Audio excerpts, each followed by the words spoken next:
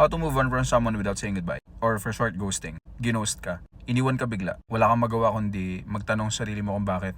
Bakit? Boy me, pangit ba ako? Di ba ako enough? Kulang ba lahat ng mga ginawa ko? Yung mga ganun bagay. There is no right way or wrong way to move on. Especially kapag ganyan ka-komplikado. Walang tamang paraan para mag-move on na mabilis. Lahat tayo iba-iba. Pero mag-focus ka sa mga ganitong bagay para mas makapag-move on ka at matulungan mo yung sarili mo. Let me just remind you that you still have a life. Let me just remind you na meron ka namang buhay before dumating yung taong yan. Masakit sa masakit, oo naman. Realistically speaking, of course, masakit yan. Especially kasi walang paalam. Pero tatandaan mo, may buhay ka pa din. Andito ka pa din. Gusto ko lang paalala sa'yo na may pamilya ka. Andyan sila para tulungan ka. Kahit anong mangyari, hindi ka iwan ng mga yan. Mahal ka ng mga yan. You still have friends. Andyan pa yung mga tunay mong kaibigan. Mag-focus ka sa kanila. Kausapin mo sila. And I'm sure they're gonna come running to you. Tapos tutulungan ka nila. Okay lang magmukmok. Okay lang umiyak. Normal lang yan. Okay lang ma-feel na tanga tayo. Okay lang ma-feel na hindi tayo enough. Eventually, you'll get over it. Kaya mo yan. Trust me, kaya mo yan.